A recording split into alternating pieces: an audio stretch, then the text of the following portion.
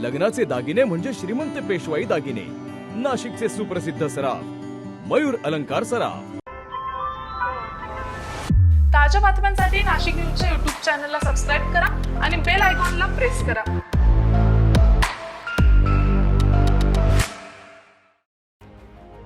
नाशिक शहरात अल्पवयीन मुले-मुली बेपत्ता होण्याच्या घटनांमध्ये वाढ होत असून वेगवेगळ्या भागांतील 2 मुली आणि 1 मुलगा बेपत्ता झाल्याची बाब समोर आली आहे। या तिघांना कुणीतरी फूस लावून पळवून नेल्याचा संशय व्यक्त करण्यात येतोय। म्हसरूळ पोलीस ठाणे हद्दीमध्ये रविवारी रात्री घरातील सर्वजण झोपलेले असताना एक मुलगी अचानक बेपत्ता झाली।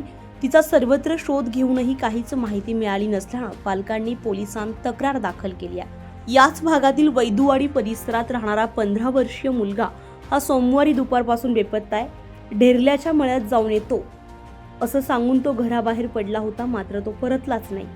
तर तिसऱ्या घटनेत सिडकोतील महाराणा प्रताप चौक परिसरातील एक मुलगी रविवारपासून बेपत्ता असून या प्रकरणी अंबड पोलीस ठाण्यामध्ये नोंद करण्यात आली आहे। या सर्व घटनांप्रकरणी म्हसरूळ पोलीस ठाण्यामध्ये स्वतंत्र गुन्हे दाखल करण्यात आले, तर उपनिरीक्षक गावित आणि जोशी अधिक तपास करतायत। तसेच अंबड पोलिसांकडूनही पुढील तपास सुरू आहे। Bureau report, Nashik news, Nashik. ताज्या बातम्यांसाठी नाशिक न्यूजच्या YouTube चॅनलला सबस्क्राईब करा आणि बेल आयकॉनला प्रेस करा।